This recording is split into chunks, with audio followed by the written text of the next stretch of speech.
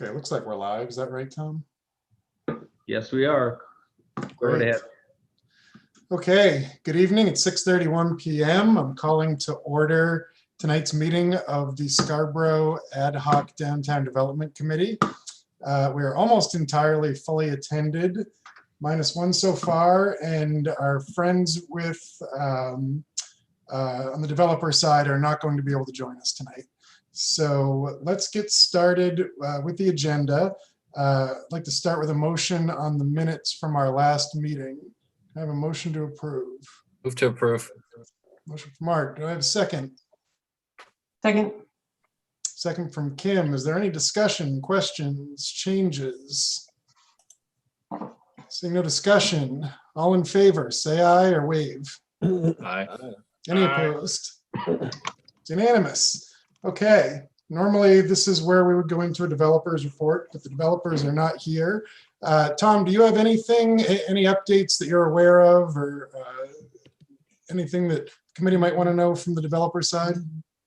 Dan Bacon, just to make the committee aware, they had a marathon session on traffic today. They were here for about 6 hours and they were just cooked when they left. So Dan did reveal that they have shortlisted their consultants. They're down to 2. He said we've got 2 incredibly good options.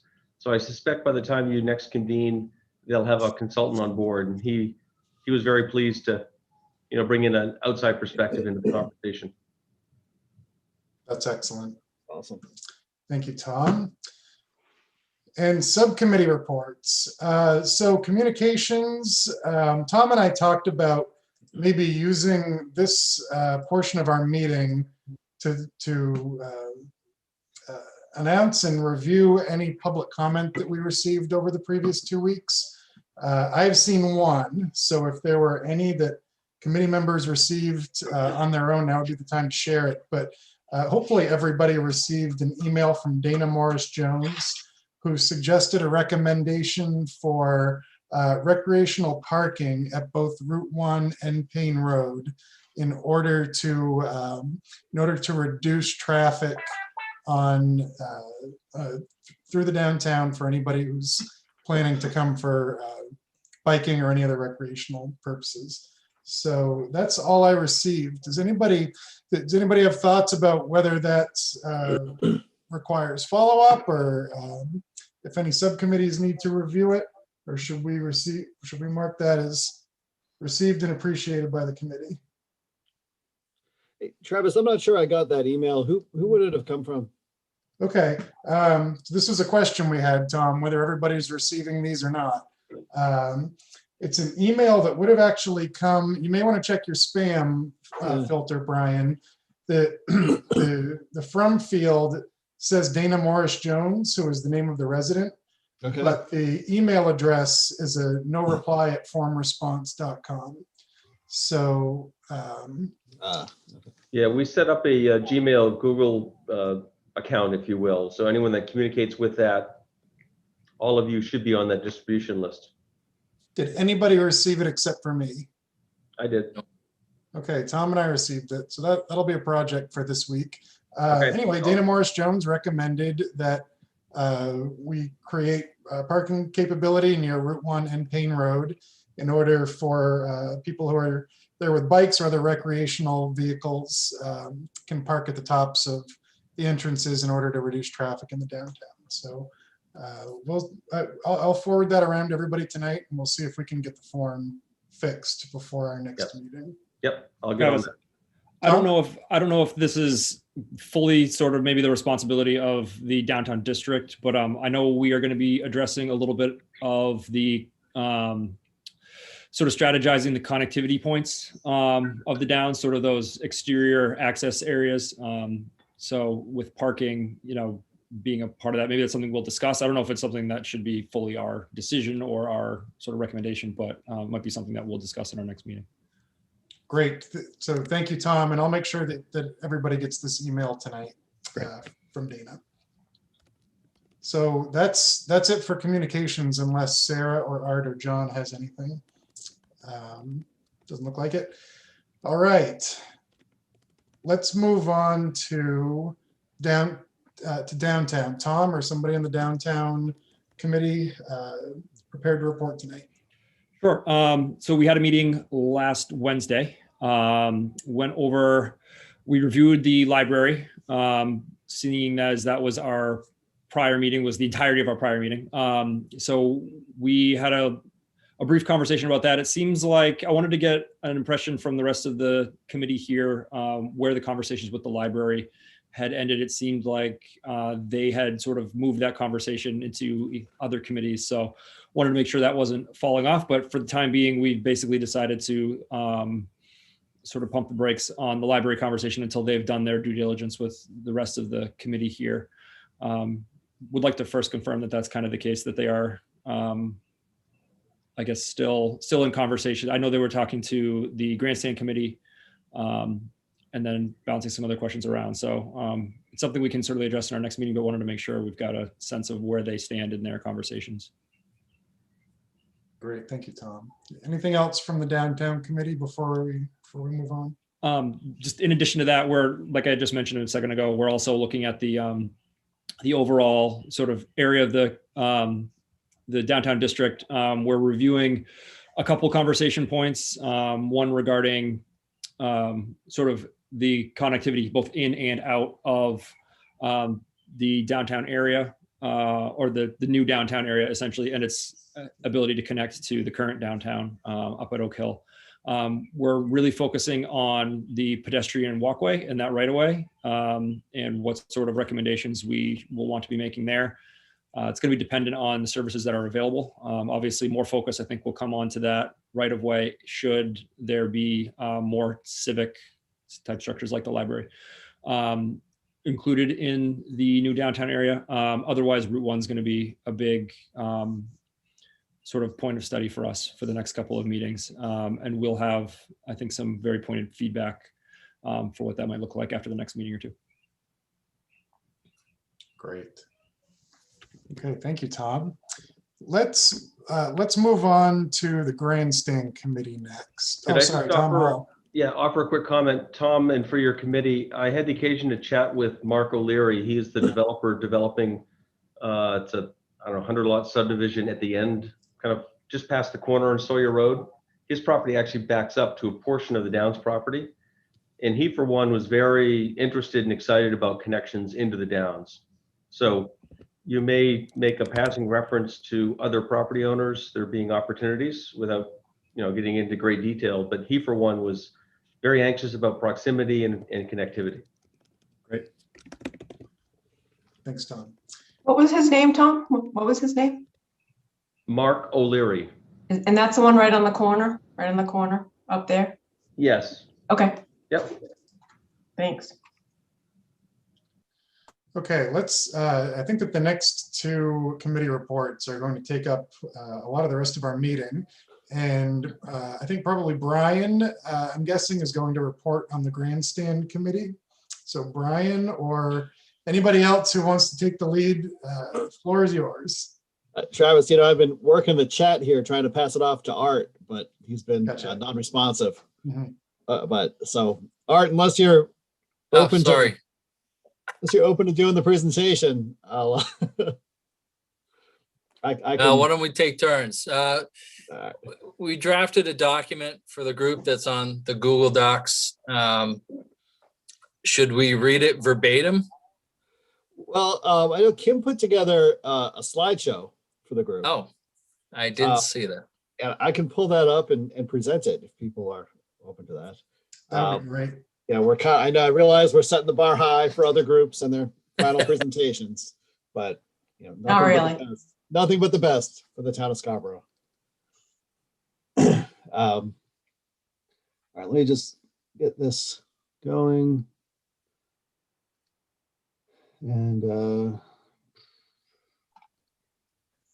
There is also a document that Brian wrote that I sort of bulleted, so we'll present it from one and then you can read the other. all right. Here we go. So I'm gonna share my screen with folks. Can you guys see that? I'm impressed already. All right. this. We're multi-dimensional here. So yeah, so it was Art, Kim, and I were part of the Grandstand Subcommittee, and we were put together to make a recommendation to this group about what to do with the grandstand. And before, or actually it turned out to be midway into our discussion, we kind of narrowed down onto what our thesis question was, which was, does the grandstand have sufficient local interest to merit retaining it as part of the development of the downtown, or should it be torn down? And that's really what we focused our energies on, and what we focused our study on. And we've got several areas of consideration when we were making our decision. The first was its historical significance. And it's a long time harness racing venue. In our discussions, we were reminded that while folks have a lot of memory of this place, not all of them were happy memories. And I think this was kind of one of those bullet points that was kind of pivotal for me, anyways, in our discussion, that this conversation wasn't going to be all one way or the other. And you can read along the slide. One of the biggest things was that this is an iconic memory of the past, and it's got a lot of tie-in with the future of the development to the past. The next consideration was the authenticity of the space. This is the one parcel on the development that brings with it authenticity. Particularly juxtaposed with all of the new development that's going to take place in this downtown area, that's going to age at the same rate in the downtown area. This is the one parcel that will, not age at that same rate, and have some sort of organic tie back to the past. And we thought that it had the potential to add value and long-term success to the district. Hey, Brian, I think you missed the final point on the prior slide that I personally think is a really good one. Oh yeah, thanks, Tom. This was one from an unnamed resident of Scarborough who attended several of our meetings. It's the fact that you can only tear this thing down once, right? You can repurpose it many times, but you can only tear it down once. And so there's a little bit of foreshadowing there with what our final recommendation is, but I don't want to jump ahead too soon. So another one of our considerations was the aesthetic vision. And I think, as we were thinking about this, I mean, the building's kind of ratty looking right now. And at first it was hard to get excited about, but we had the luxury of seeing some examples of similar buildings throughout the world that had been repurposed, and were fairly glorious in their repurposing, and those gave us some excitement about what could be in this building. And we saw things like large expanses of glass, large indoor and outdoor spaces, the visual connection between the indoors and outdoors. We were reminded that this type of space probably wouldn't be replicated. This type of building wouldn't be replicated if it were to be rebuilt. And part of that has to do with the volume of the building. Part of that has to do with the orientation of the building to the sun. It turns out when you're looking at horse races, one of the things you don't want is for the sun to be in your eyes. And so the building was oriented in a way that precludes the sun from shining in your eyes and shining at that big pane of glass. But if you were to build a new building, you would orient it in a way that actually allows or encourages the sun to shine on the biggest pane of glass. So that was a consideration that led us to think about, geez, is this really a suboptimal structure for this iconic piece of property? We had a bunch of other thoughts about what could go there. All right, if you want to kind of go through some of these thoughts, I can keep clicking before we get to the final one, but Sure. Yeah, there's lots of opportunities for different businesses. You know, a cultural center, the library definitely was a possibility. A community center of sorts, a multi-function event center, performing arts. And I'm sure there's a lot more than just the three of us came up with. But again, we thought it should be a draw, a gathering spot for the community.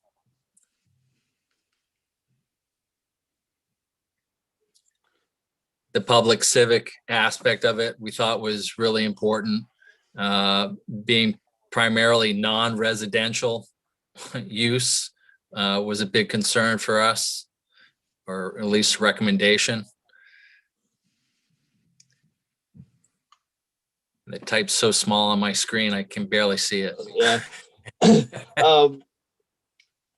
Yeah, so we did end up talking though a lot about, or a little bit anyway, about public versus private, right? And did it matter to us if this iconic structure was a public building or a private building? And we came up with a couple of crazy examples of what happens if it's public, what happens if it's private. But in the end, we ended up remaining agnostic with regard to public versus private. But we did take a strong stand that this really ought to be a place that folks have access to, that a broad grouping of folks have access to. Yeah, and here's the kind of the list of potential uses that we talked about. And I don't know if folks can see them, but there's everything from coffee shop to a library to a hotel to a post office to an indoor outdoor water park. And all of these are listed in the couple page write-up that are up on the drive. And in the end, our final recommendation is to retain and repurpose the building, ensure that it serves as a focal point for the new development. We express a strong sentiment that the final use of the structure draws users, is high energy, and is really the heartbeat of the center of town, is primarily non-residential. And in saying it that way, we're intentional to allow for some residential in the structure, and provide an opportunity for gathering both indoors and outdoors. But again, we're careful not to recommend as to public versus private, and we're not offering any recommendation regarding the ultimate specific use of the building.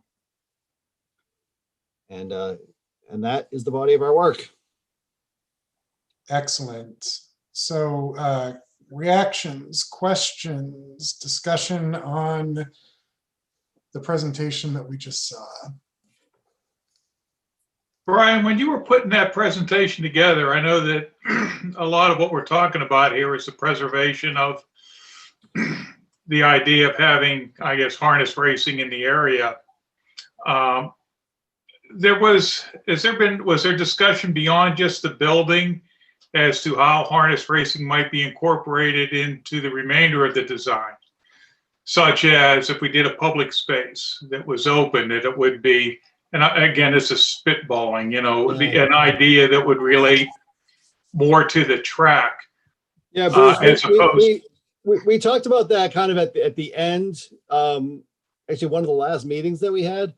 And what we kind of ultimately realized was that our charge was really fairly well defined to the structure itself, Okay. and not to the surrounding area, and not even to the infield of the racetrack. So it was really about the building, the building and how it gets either knocked down or rebuilt.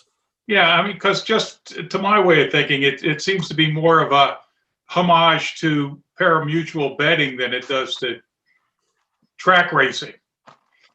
and so, the pari-mutuel betting is however you want to think about it. So just what I was thinking about. Because I was thinking there's a lot of opportunity to celebrate harness racing throughout the remainder of the building without just focusing on the building as the only opportunity, if that's the driving force behind it. I think it's an effort well worth spending to see if we could repurpose the building. I like the thought of doing that. Thank you. Bruce, for what it's worth, certainly the developers are carrying that theme throughout. They've early on adopted the name, obviously, but the roads are pace setter and front runner. And so I think you'll see there's an ongoing theme that I expect they'll carry throughout.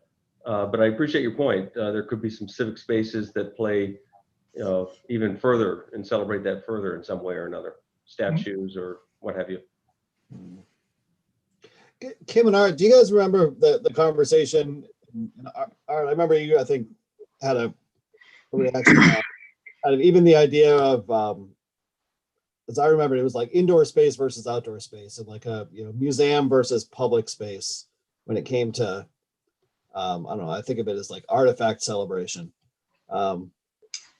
And kind of the fact that folks maybe might not even use a museum per se within the structure. I just remember us all being a little bit more excited about like outdoor icons rather than putting a bunch of stuff in a 8x10 room. Right. I think we agreed that we really didn't think that a museum was needed or anything like that, but more to Tom's point and more where throughout the development and where throughout the building can we spend more time talking about the down sign, I think, than we did about the building sometimes. But, and then the racetrack a little bit, but we didn't really, we just figured that a museum might not be that high in energy of a thing. And we were really hoping to get something to recommend that it could be a year round type of a thing, something that we could get year round.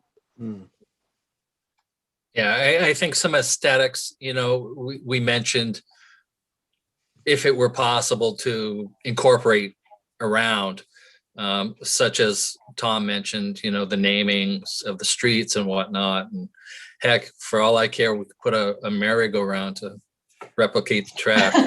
I love that idea. I think that's great. I'll vote on that now. This is fantastic. And I did get a sneak preview of the document yesterday. And I think that the Grandstand Committee did exactly what we asked them to. And what they came up with was really thorough and clear and thoughtful.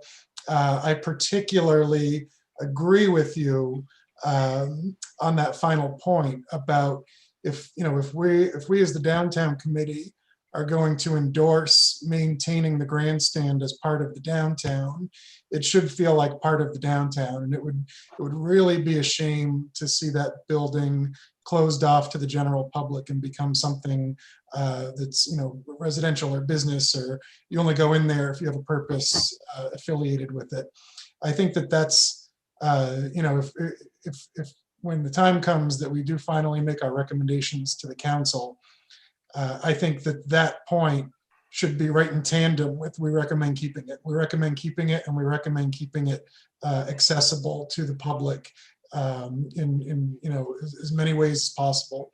But I want to commend you all. It was fantastic work, a great document. And I think it's probably early in our process to endorse something like that, because things certainly can change by the time we make a recommendation to the committee. But I think it's a great thing for us to hold on to and revisit when we get to completing our full recommendations to the council later this year. John Anderson. Yeah, I just want to echo what you said, Travis, that, I got to read the write-up and it was great. I was even thinking that might be part of the final package if the group still decides to move forward with it. One thing that I think would be helpful to add, you guys kind of alluded to some examples that you saw through your research. I think having links or things for those, especially for the rest of the council to look at too, especially Travis, to your point, if there are some examples that really do highlight it being a place of mass appeal that's open to other people, just to kind of help us view what this could be, I think would be great to just have those examples incorporated in the product. Yeah, we saw those library pictures that Kim Bridgham shared at our last meeting. More the better. Kim, it looked like maybe you had something to. I thought they were on our site, but maybe I opened them in an email. But we should find those and put them on the site if they're not there. I saw Tom Madden. Do you? Yeah, I think Dan Bacon sent those along Right. in an email. So I do believe we can access those. Those should probably go on the drive. I just had one small comment. I mean, just to echo what Travis and John said, I think that's a great presentation. I'm happy at the result too. In my heart of hearts was hoping that the vote to retain would be the recommendation. And part of that, just from my own sort of thought, being one thing that I don't think we've talked about as a committee entirely, is sort of the PR aspect of this whole downtown area and sort of the public perception. Part of what I do with the company here is sort of make sure everything that we're doing kind of has a story and has something that ties it in locally and those sorts of things. And I don't think have really done much to touch on sort of what's going to draw attention to this once it's done, and what's going to really have a wholesome, heartwarming sort of story that we can sort of project, if WGME calls, maybe you, Tom Hall, to sort of get an insight as to what's the purpose of this, whole downtown development. Retaining and repurposing the grandstand, I think, is a very unique story that will broadcast loudly and widely and could draw, a lot of attention to this once the project's complete. So I don't know if that's worthy of going into the final report, but I think it's something that maybe in the back of our minds we should be thinking about. And it echoes a little bit to what our subcommittee was discussing briefly, and I'll get into that report in a minute. But we kind of were having this sort of thought, like we're all here, all in this, on these Zoom calls every other week for how many months, and rather than end up with something that's a little plain vanilla, how do we make sure that we're sort of asking some of the exciting questions as well throughout this process too? We mentioned a merry-go-round and an indoor water park and some of those things. And I think everybody's been a little reserved to throw some of those recommendations out there. And I don't think we should maybe hesitate. We should maybe have some of those come to the forefront over the course of time before we're done here. But that's just a little hot take for the grandstand. Otherwise, I thought it was a great overview. Great, thank you, Tom. Brian, I've got one that would it's always been a concern of mine, and that's the scale of that facility, regardless of its intended application in the front, but how it related to a village-like downtown. Would you consider adding, at least as a bullet point, a point for consideration in your report, the scale of that building and how it might relate to what we envision as a how a volume like that would relate to a village-like setting? Many of the diagrams or many of the illustrations I've seen has shown that that building built back there, and then it had this enormous, frontal green space, trees that look like it looked like the mall in DC leading up to the aerospace, museum versus a large facility next to a village. Would you at least consider that in your report as to how that relationship would work? Because you mentioned the shadow thing, and then also if we're shooting for village-like, what does that actually mean? And I'm just asking you to consider putting that in. You don't have to answer it now. Just yeah. I mean, I think it's kind of an interesting question, and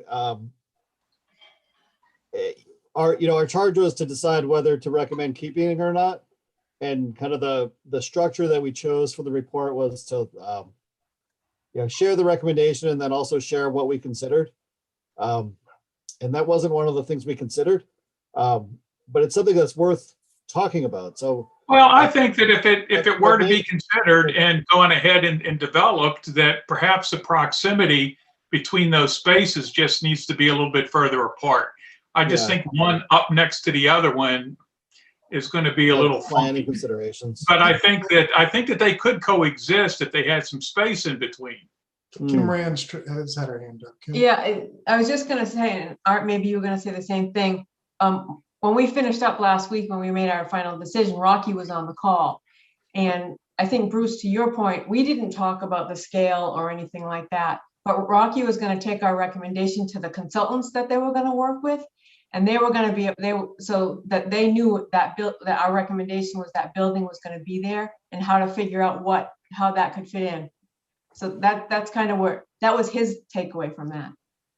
Yeah, I knew that they were going to look at it. I just knew, but I also wanted our committee, by extension, I suppose, to also address that issue. Because I think we recommend to it's true, the developer was going to go ahead and look at that aspect of it, but what do we think about that as well? Mm-hmm. Art, do you want to? Yeah, I echo what Kim had said.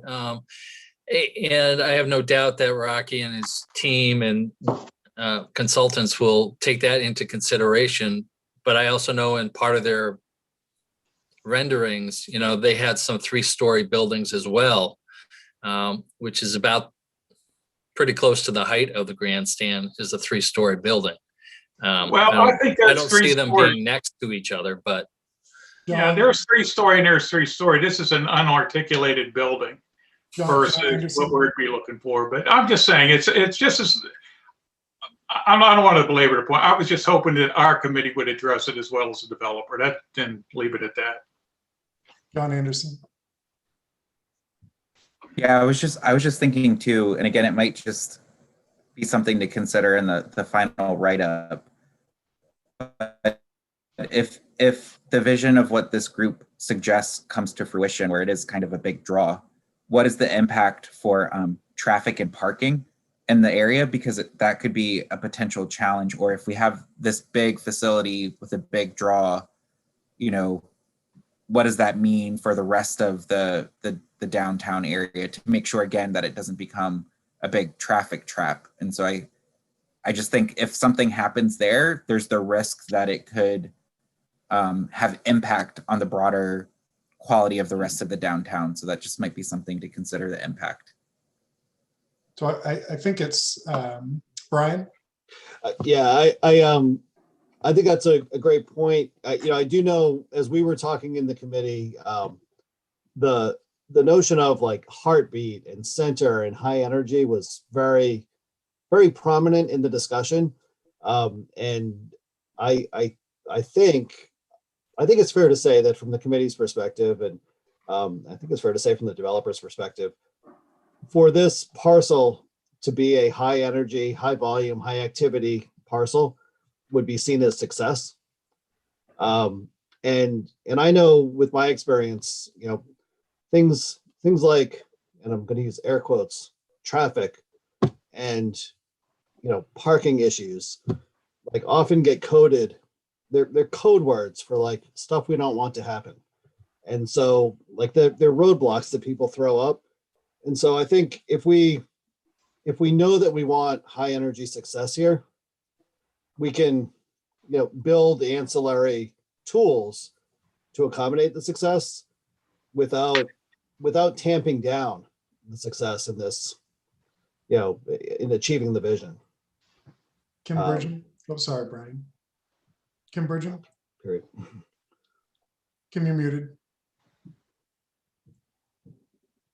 I was going to ask Tom, but maybe the town councilors can answer this question too. So, now the developer knows that we want to preserve the building. I suppose if they bring something forward as ideas and we don't think they've thought widely, cast their net wide enough, or we don't like their ideas, is there money in the town's budget to like expand the thought process around that building? I think the first thing is to see what Rocky and his team come back with. But if we don't think they cast their net wide enough, maybe we use some of our budget to expand the thinking. Yeah, there's no budget line item for such a thing. Oh. but clearly what gave rise to this committee is at least an appreciation that there may be things, and the grandstand may be one of those things that left to their own devices, the developer wouldn't do on their own. And if we, in this first instance, can get them to realize that there's some value in further exploring this, and the town is so interested in seeing something like this, we may choose to be a financial partner in one way or another.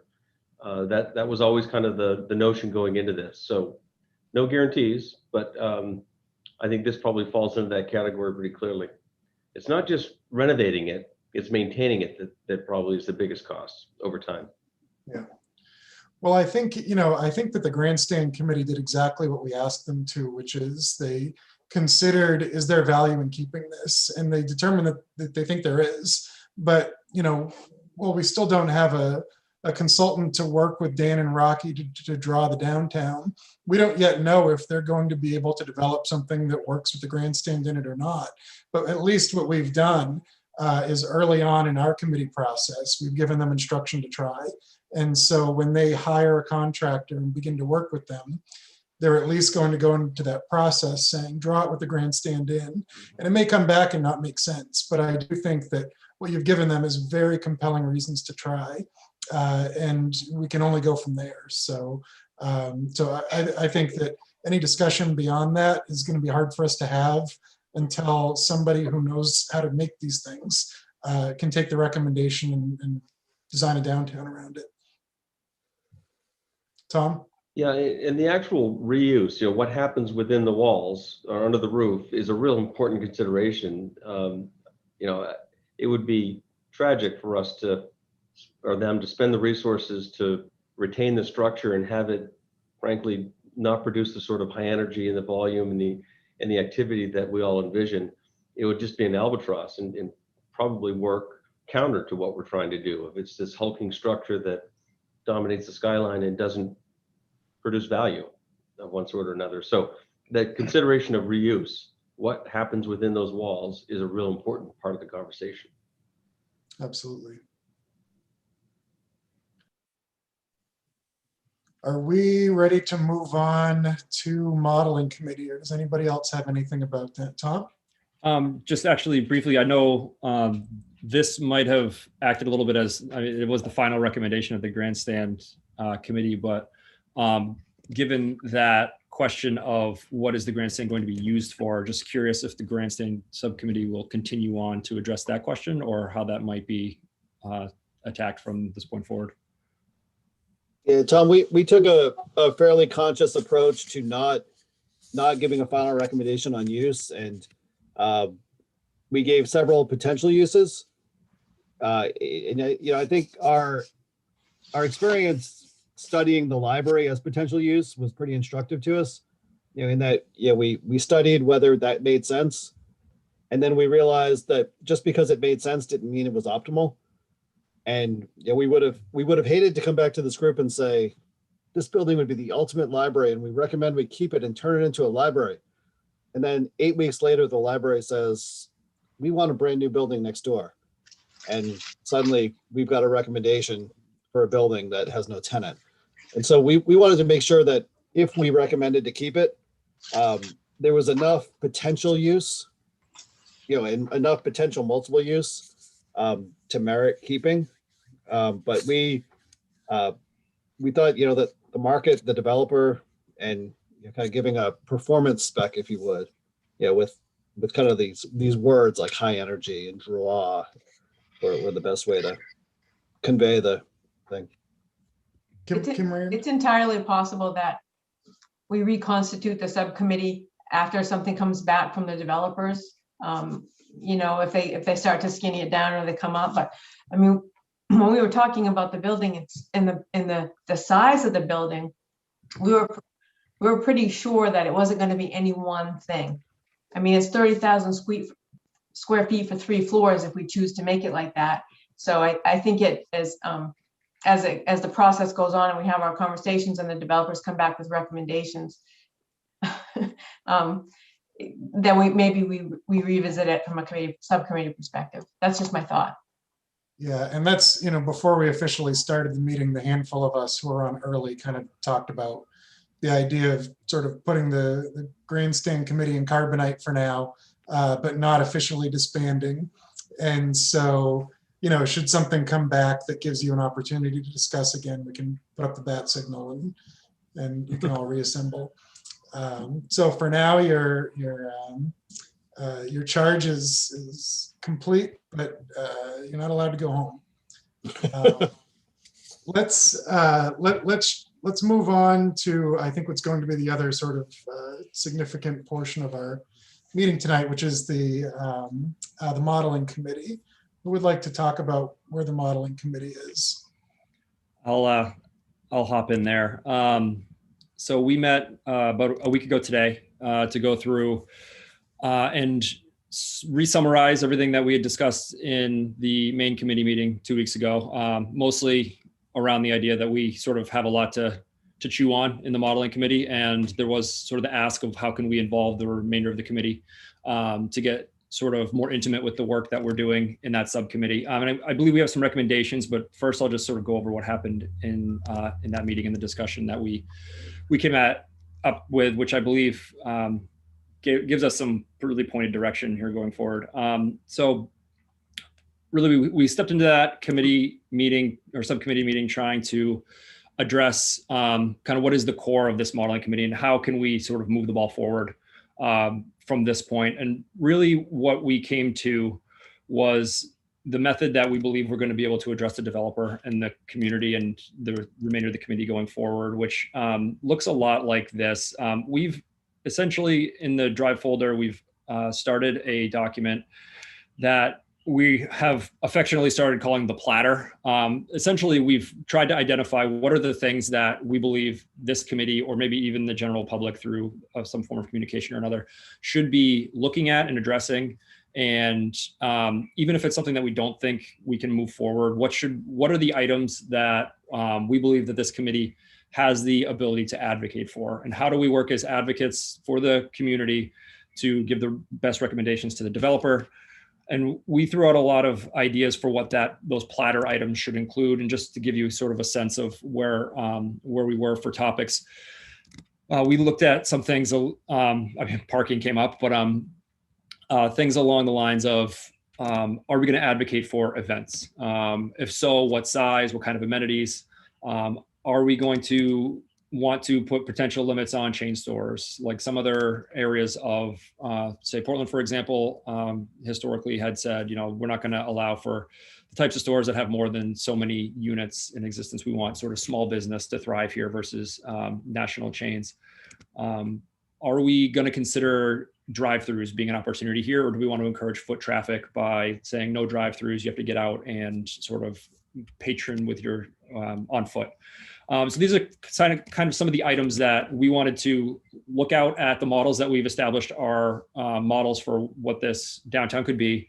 Take those aspects, distill them down into an actionable list that says, here are the things that we want to bring to either the broader committee or, like I said, even potentially further out to the public if we thought that public comment was going to be required for any of these. And that's really where I think we're going to try to tie in the remainder of this committee. There's a couple strategies that I think we could implement in order to do that. One being is to include everyone here on this sort of world tour that the subcommittee is currently taking, looking at these models, trying to take the best aspects of each of them and ones that we believe will be effective in the new downtown that we're developing. And then basically include these into the platter and allow them for discussion before we then turn them into a recommendation that could go to the developer. So we've essentially started organizing that. And I believe after this meeting throughout the week, we could start sending out either assignments for places for people to review and then include their own comment, or recommendations to be included in review, or we could go about it in a little bit more of a broad discussion way. But we think, seeing that everybody seems to be interested in adding some opinion to this sort of modeling project, we thought that was a good step forward. Dan Bacon was in on this meeting as well, and really gave what we thought was some important insight into how we should be best communicating with the developers. Essentially, the example he gave, we had thrown, do we want to, as a platter item, essentially, this is an idea we had was, do we want to advocate for food trucks, or do we believe that those would be competitive with any restaurants or permanent structures that might want to, pay rent and exist within the downtown? It's something that, maybe we'll want to consider. If we want food trucks to be there, maybe for a certain period of time before these establishments are opening up shop, then do we provide them amenities? What does that look like? And so using that as the example, Dan recommended that maybe the communication looks something along the lines of, the actionable item for us would be, say we decided that food trucks were going to be a benefit, we would then make a recommendation saying that food trucks would be an asset to the Downs downtown. The town should ensure local regulations allow for food trucks within this setting. So essentially, kind of like the Grandstand Committee just did, start to establish these are the big points that we want to address, and either make a determination one way or the other. And then I'll pass it off to Bruce momentarily, if you don't mind, Bruce, going through the document we've been working off of. Name of it escapes me now. The 10 principles for developing successful downtown centers. We've worked on sort of breaking that up and potentially also assigning a principle to each person as well to be able to review and make recommendations based on the information in each of these sort of 10 principles. Bruce, if you'd like to take a moment. Yeah, well, anyhow, the 10 principles, which I think I've mentioned before, I've got a lot of respect for this document, and I've been over it with Dan and Brian a little bit, and everybody's reviewed it, and I think that everybody feels that it's pretty comprehensive in its scope as to what it addresses. And I can't think of anything that we as a committee that have discussed that doesn't find its way into that document and addressed one way or the other. I see the real benefit to this document not only is somewhat of a checklist, but it's a great framework to help us organize our thinking and organize our thinking that will result in a report that we can put forward so that the town council can review it, as well as a document that we could go back and to review and to refresh.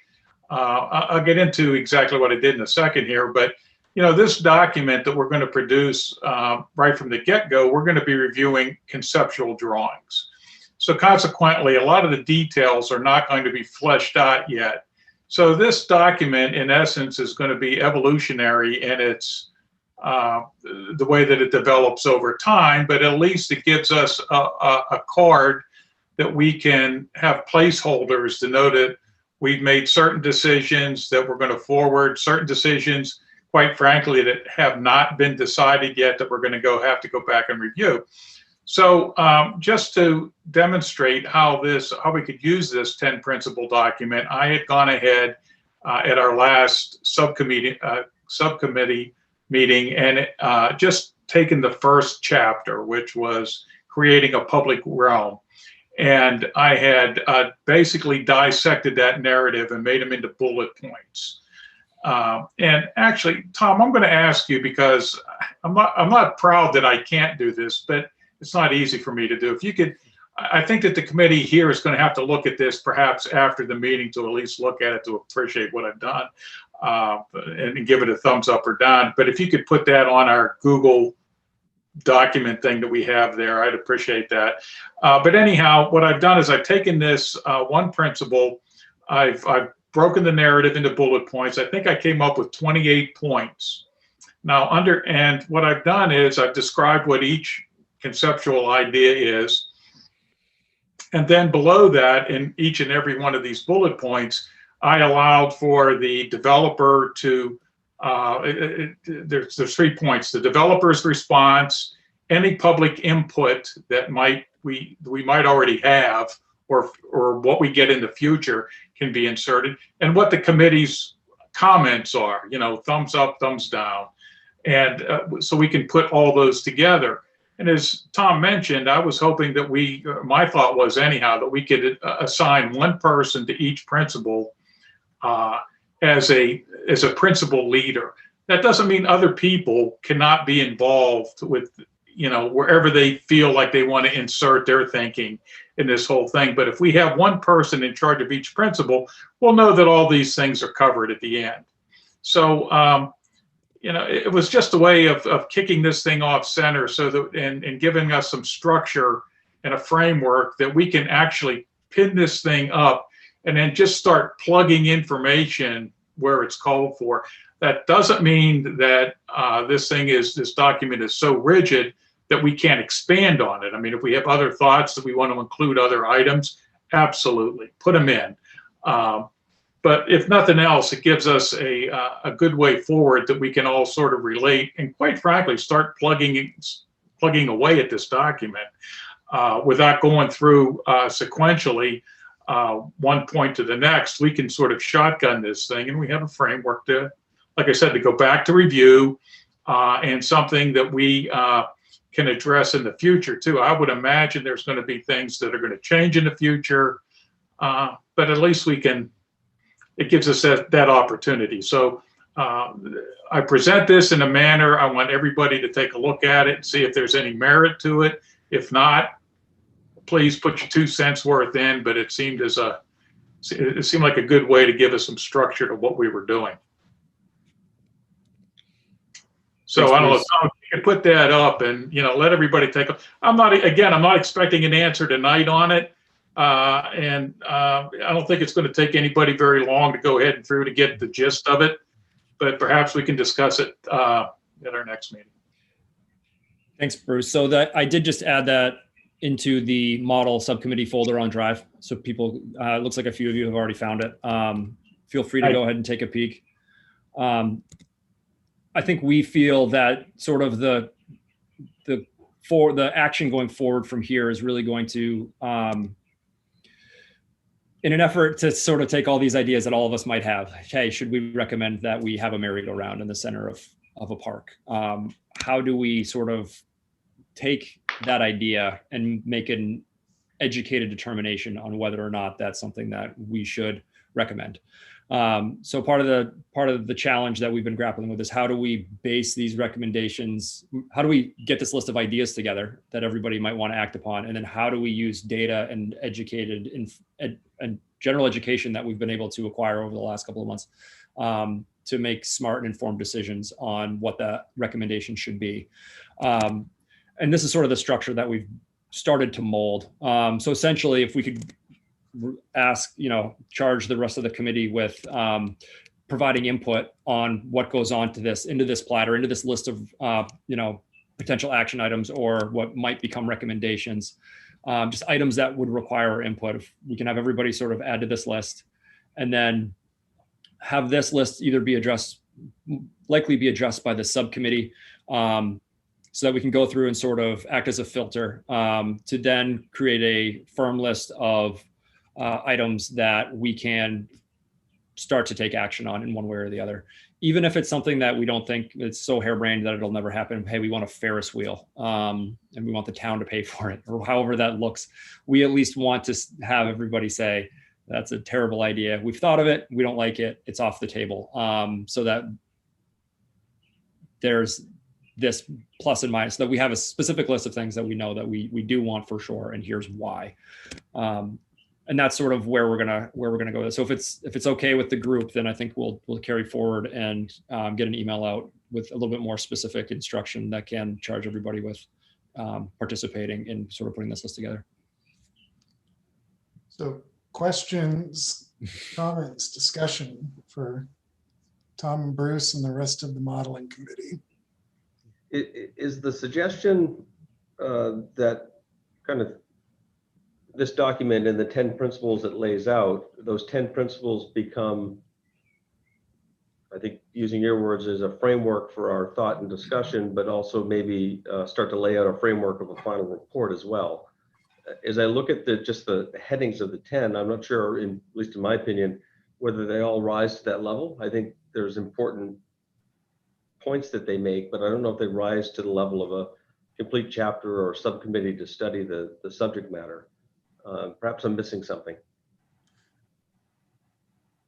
Well, I can't speak for anything except that I know that Well, first of all, and I think I've mentioned this before, I think that the chapters as they stand, I think are sort of hard to digest and bring you to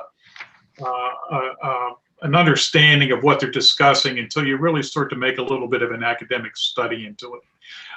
And then I think that after you spend a little time with it, you finally get to the aha moment and you go, I understand now. But for somebody just picking up this document and looking at that title, it's not self-explanatory. It's something to digest. But nevertheless, going through only this chapter, but all the other chapters, they do seem to cover everything. And I've gone over this with Dan, who is a planner. And based on what he's told me, he felt that everything was pretty comprehensive in there.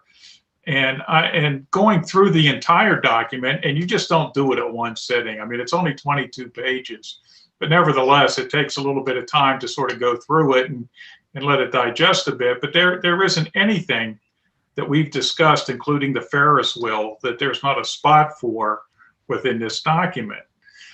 So that was really what I saw as the benefit, that it gave us a placeholder, if you will, to go ahead and address that sort of issue. And this is a little, I just like to step back for one thing about the being an advocate. I think that that's just a wonderful word to explain what we're doing, but even to expand that thinking a little bit more, and Dan had mentioned it, it sounds like the developer is going to need an advocate as well. And he needs us to advocate to the town to implement certain ideas that he had. For instance, I think he had mentioned something about sidewalks and the streets and things like that, where the town engineer would come in and might have some different thinking about widths and whatever the design issues are regarding a street. That if we feel strongly about a specific point, that it's not just us talking to the city council about, we want the developer to do this as an advocate, but also as an advocate, we might ask the city council to bend a little bit to help the developer out, to push an idea as well. So I think that it's, what Dan said and what Brian said, I think really clearly defines what we're trying to do here, is to see both sides and trying to push what we think is the collective wisdom here into a successful project. But anyhow, I think that everybody, I can't really address the whole thing right now without everybody taking a look. I mean, I think you really have to kind of go through how this narrative was dissected and put into bullet points, see if that makes sort of sense to you, how it works, and then you maybe just go through some of the other principles and seeing how that works too. But I really do think that everything's covered. Kim Bridgen? Yeah, I was just going to comment. So I agree with the bullets. I think that's a great idea. I'm wondering, what is, Bruce, in your mind, what's the next step? So should people go into, well, I'm assuming there's going to be 10 of these documents, or maybe less than 10, but there's one out there now, create a central place for the community. There's 27 bullet points. Are you looking for the committee to go in and add their comments about what they think is important under that bullet? I mean, I'm just not clear what the next steps are. Well, I didn't really necessarily see the entire committee going through everything. I think that perhaps what we would have is meetings with the developer. Well, first of all, I think that's the most important thing. I think getting back to where I was saying, we have a team leader for each principal. So we know that it's covered.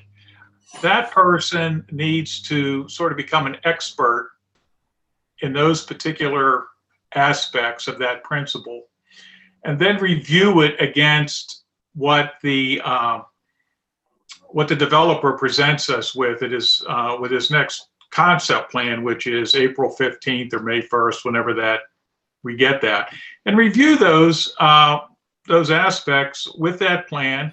Perhaps have a meeting with the developer, and as things come up, I think during this, and I'm not sure how this works yet exactly, but as things come up and we know that there are aspects that the committee wants to chime in on without becoming an expert in one principle, that you could talk to the principal leader and review an aspect and make sure that it's covered, that response from the committee is covered in that task that we've identified in that particular principle.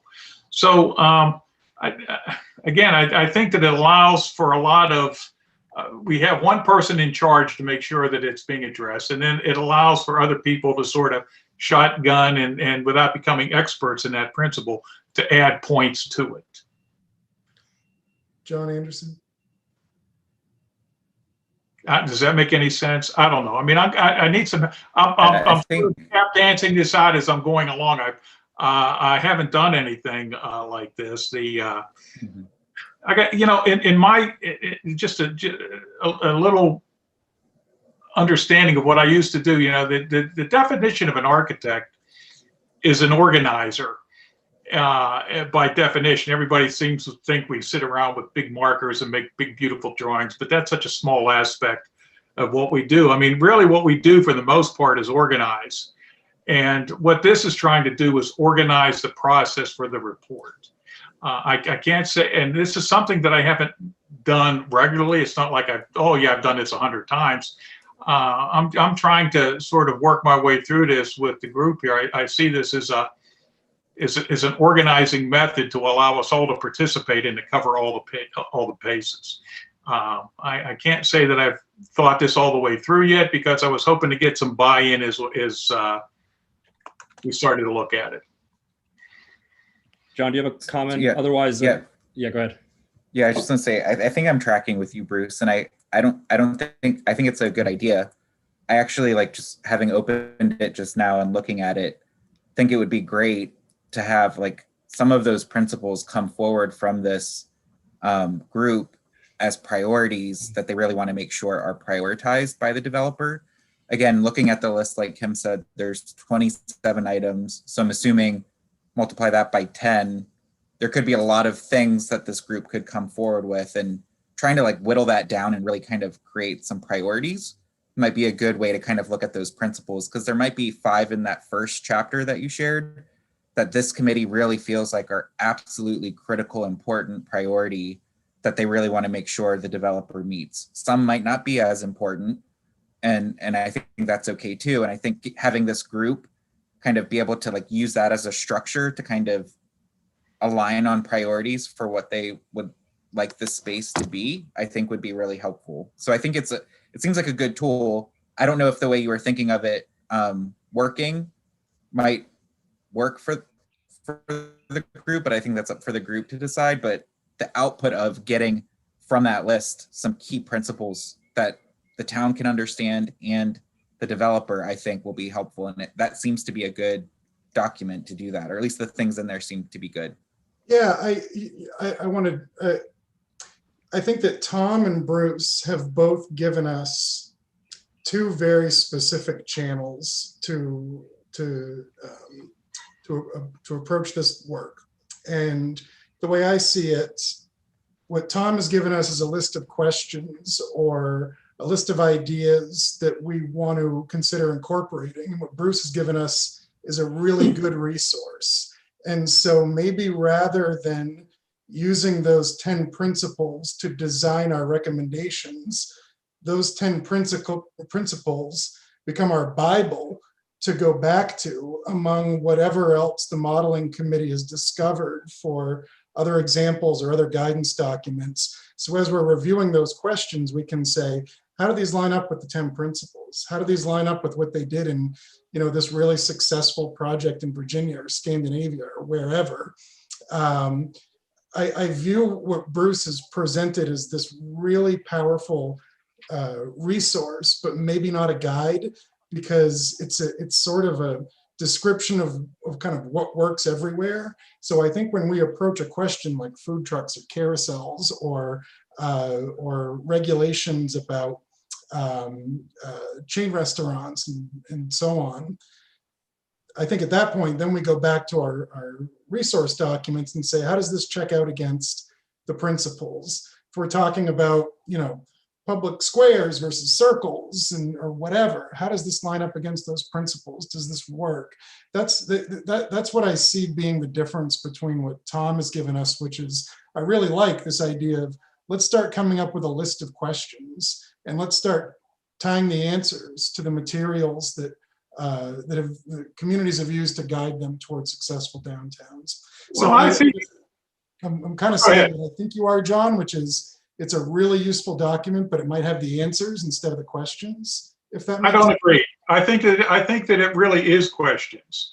I mean, when it talks about the public realm, it doesn't make any mention of things that are specific. I mean, it makes mention of large public spaces and large public spaces that that allow for certain activities. Now, and that's just the question or the principle. Now, what we need to do is saying, if we decide to take it to that level, is saying, well, geez, we like the idea of having maybe two blocks versus 10 blocks. I mean, there is no definition of what you should do. Again, these are principles with the idea that these are concepts to consider and what works for your community. I mean, in terms of, what are your demographics? What are the interests of the community? Whatever those decisions are, they still sort of fall into how do they work into the public realm. So again, I think that these are really questions and not answers. So look at it again and think about it as questions that we would fill the answers in.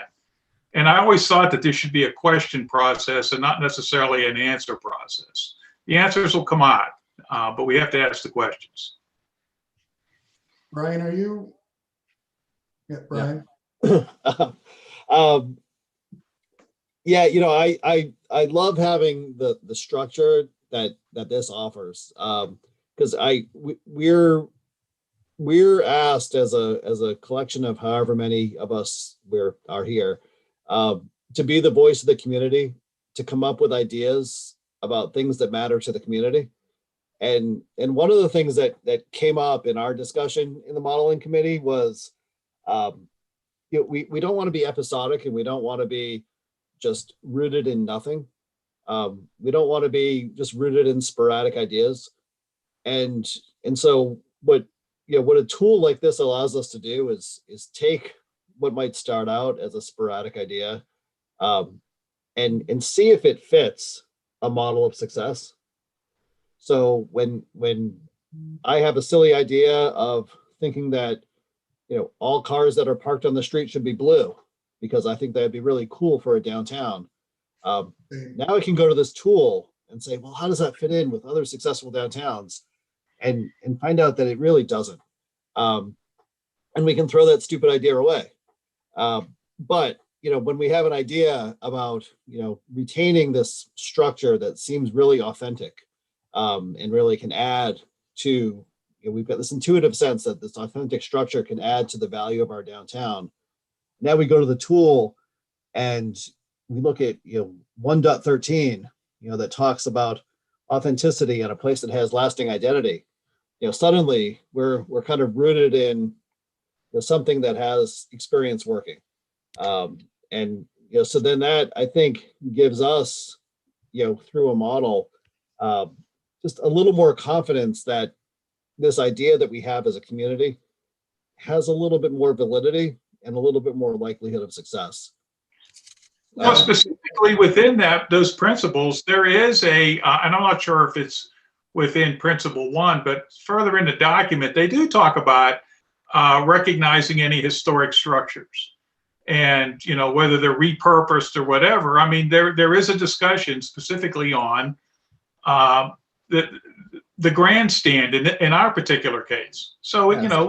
it becomes.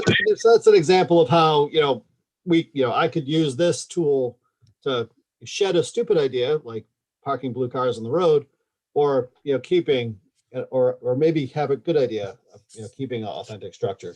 And so to me, that's kind of the value of this tool. It's not, it doesn't seem to me to be, this is how because I don't personally see us as the group of, what are we, right now, 11, that's going to come up with a master plan for the downtown.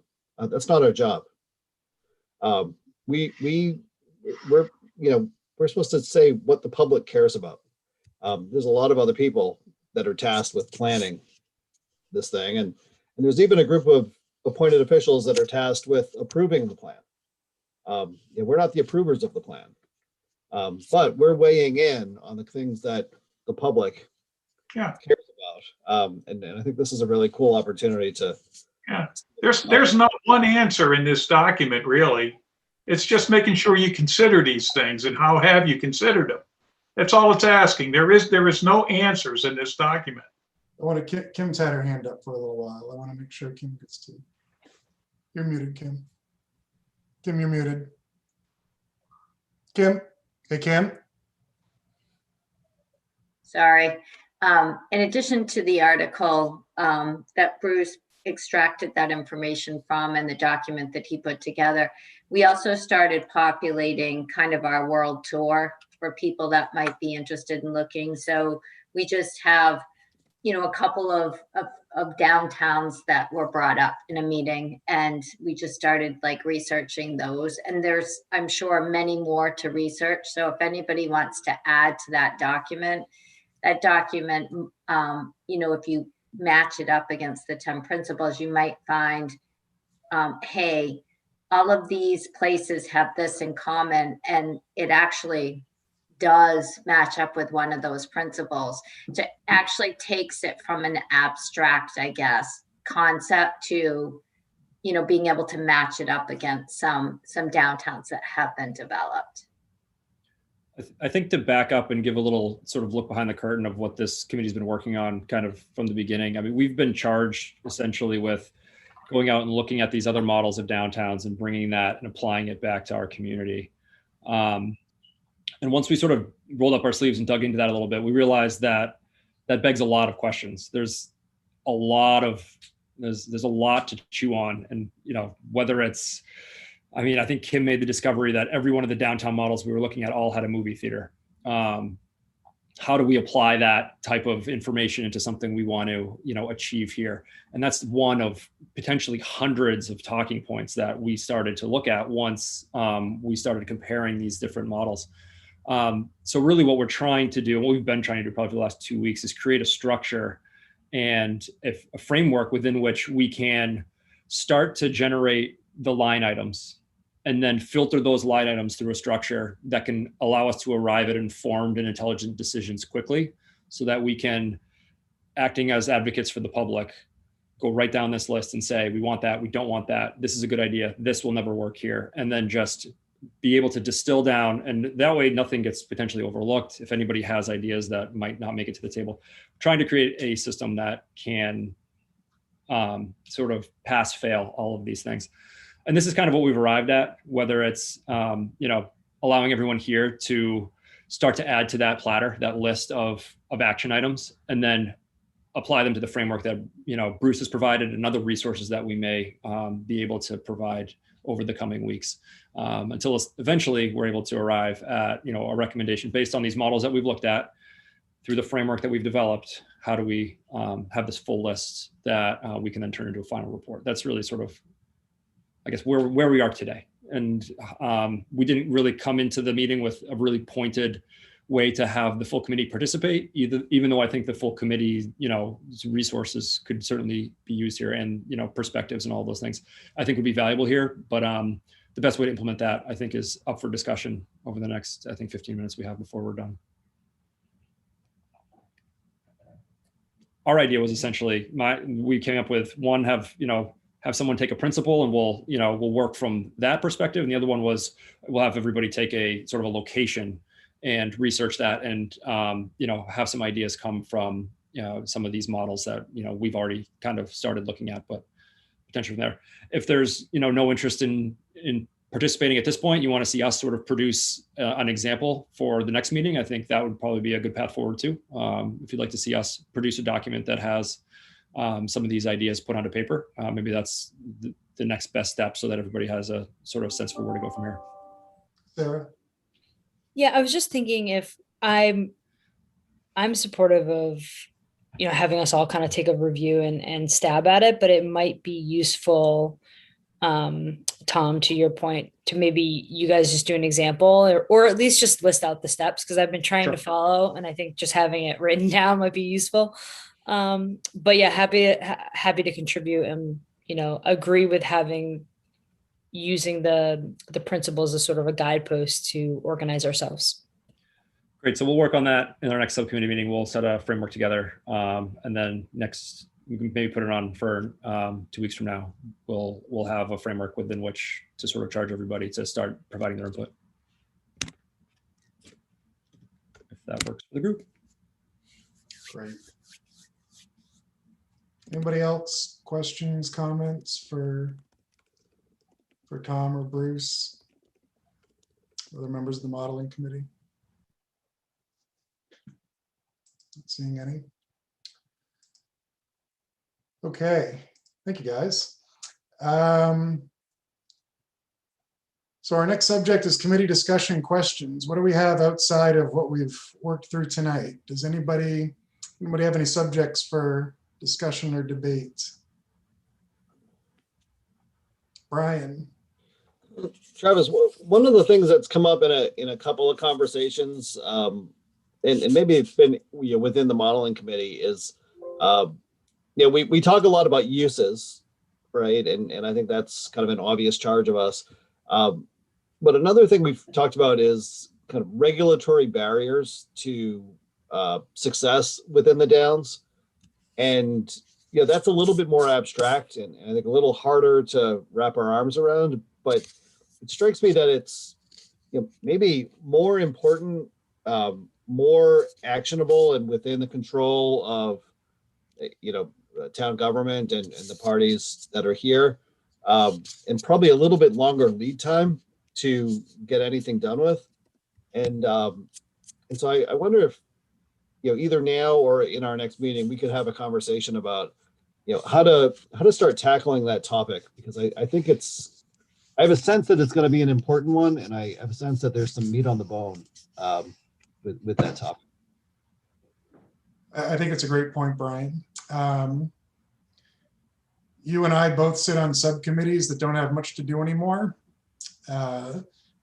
Maybe it's timely that we start a regulatory subcommittee and just start digging in on what barriers might exist, what questions might we run into that town or even state regulations may need review on.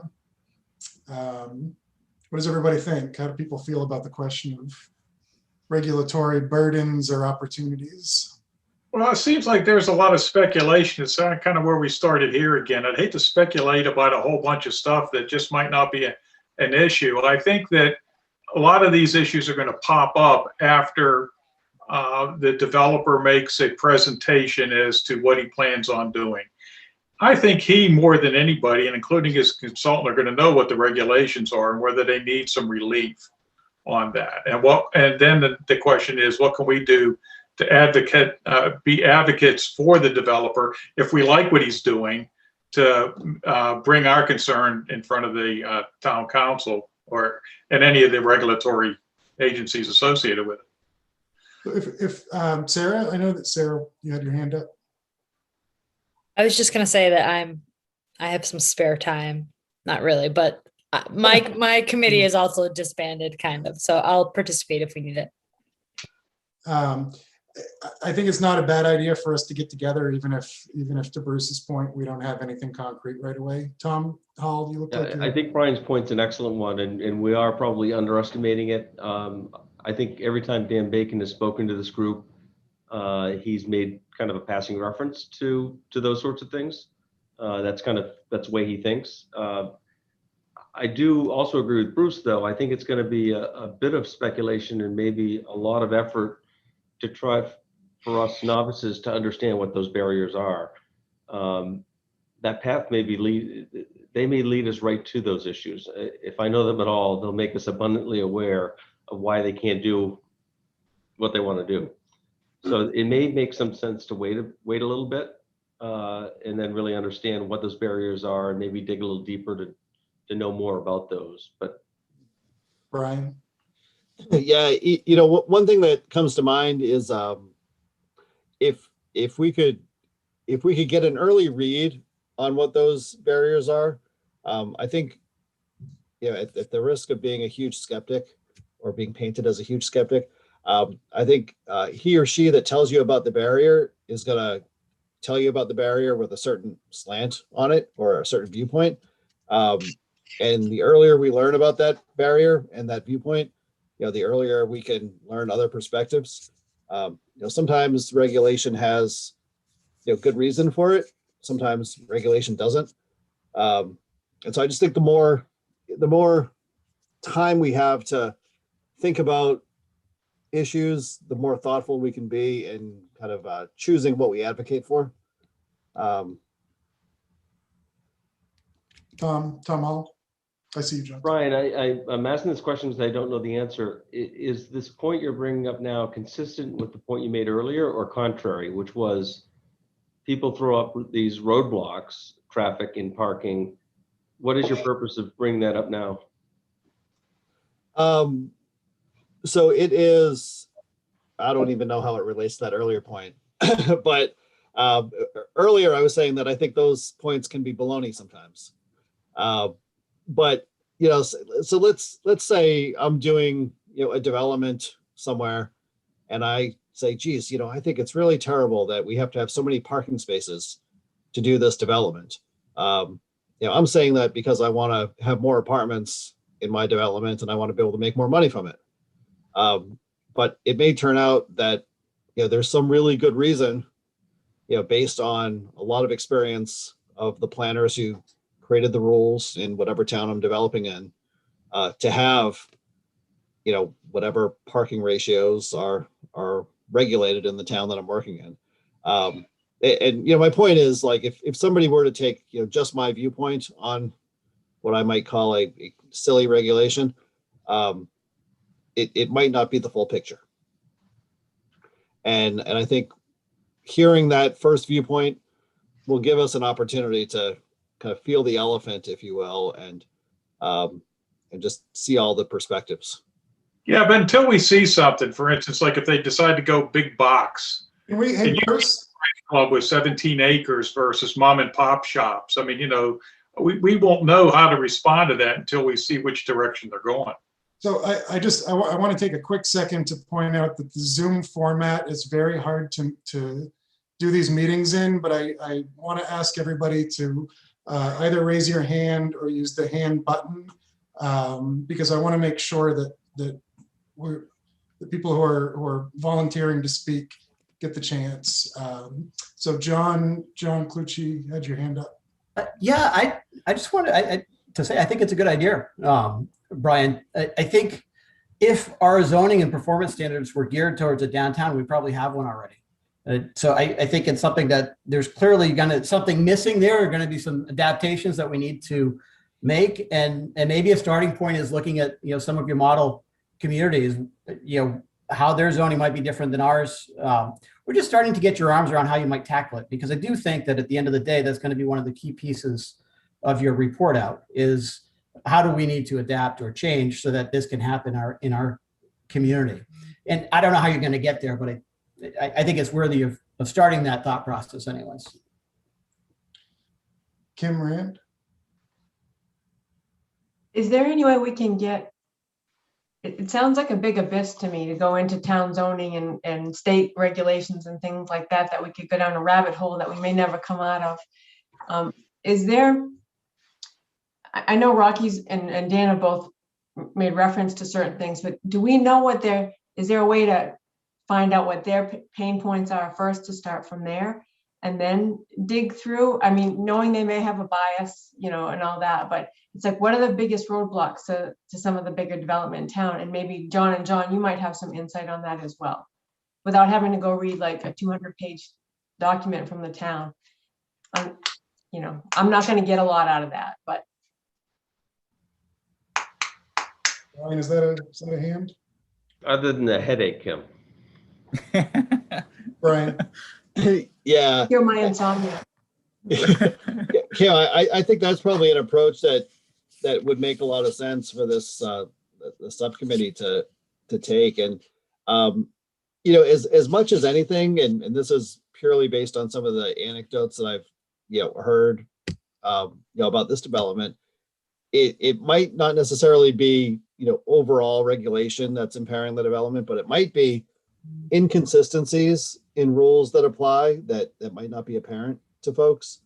So I don't know what an example is, but it might be that the zoning ordinance says do this thing, or you can do this thing that sounds great and we're all planning for, but some other element of town law that nobody's got their eye on is strictly prohibiting you from doing that very same thing. And so I think having a vehicle for identifying those and helping to work those through could be really helpful.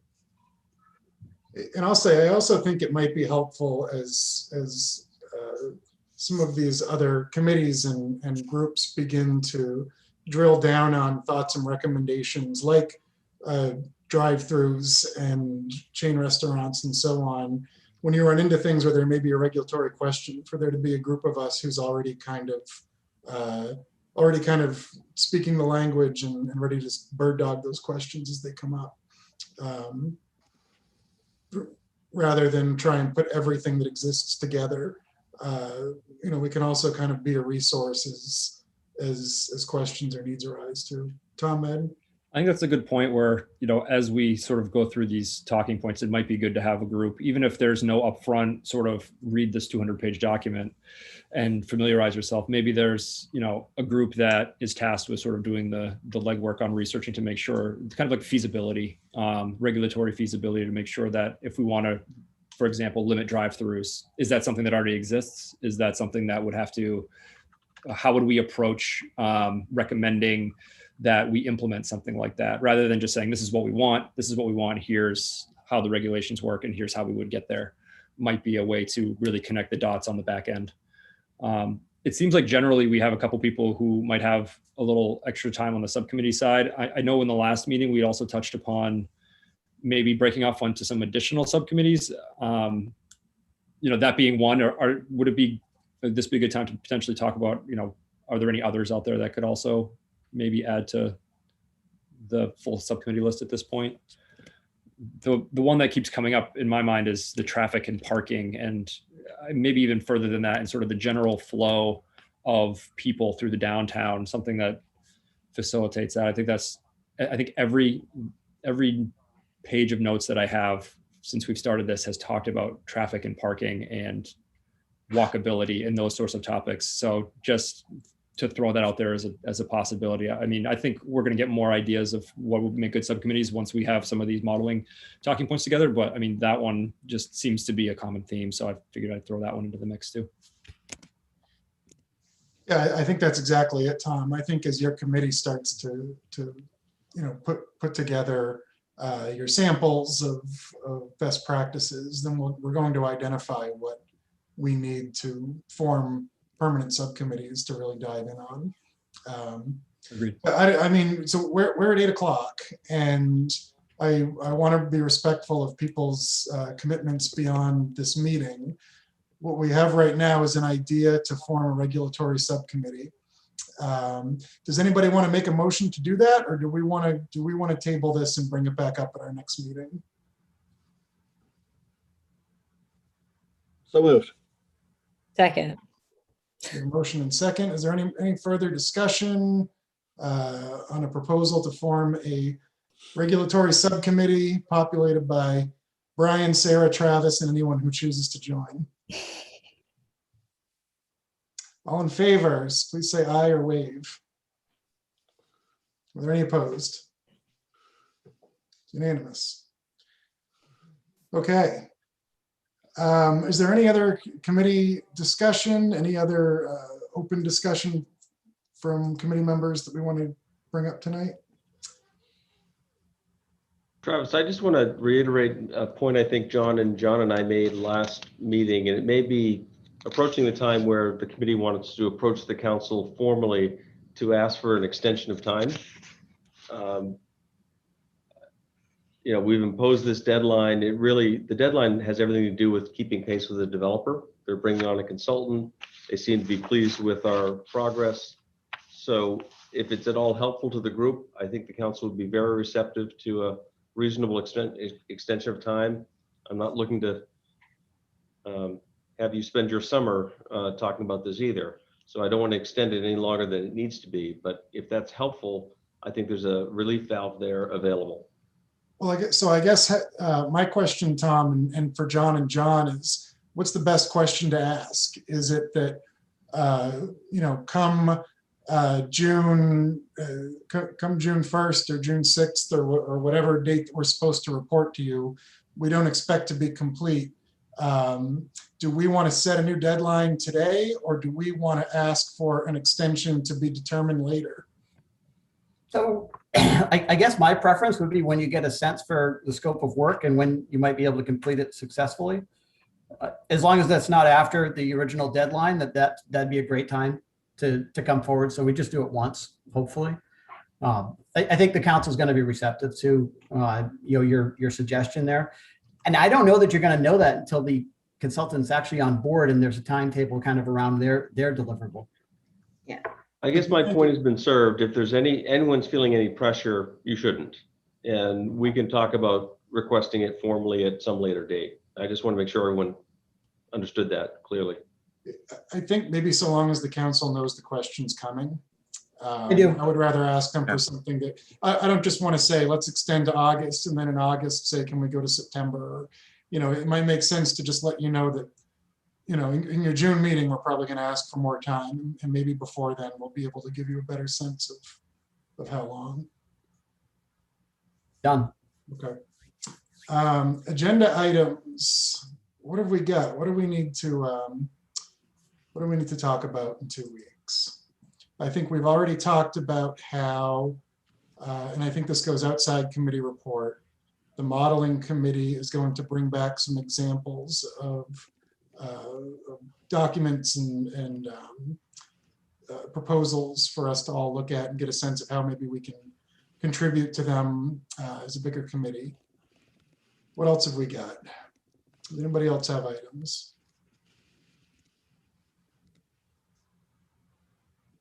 I think that could end up being the ignition for the rest of our conversation. So we can probably leave it at that.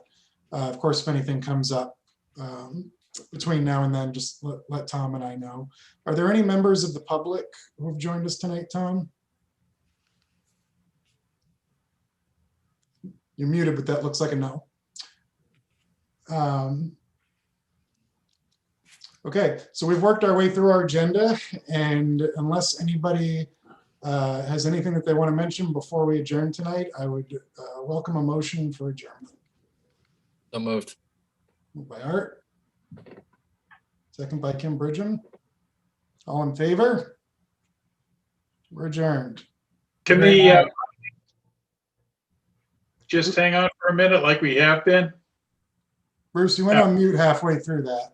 I'm sorry, can I request that our modeling committee just huddle for a minute before we all sign off? Is that okay? Yep, I'm free. Good night, everybody. That's okay, but the host is going to end this in 10 minutes. The Celtics are on. Because I want to be done in 10 minutes. No Happy St. longer. Patty's Day. Tom, can you stop the streaming for this? Oh,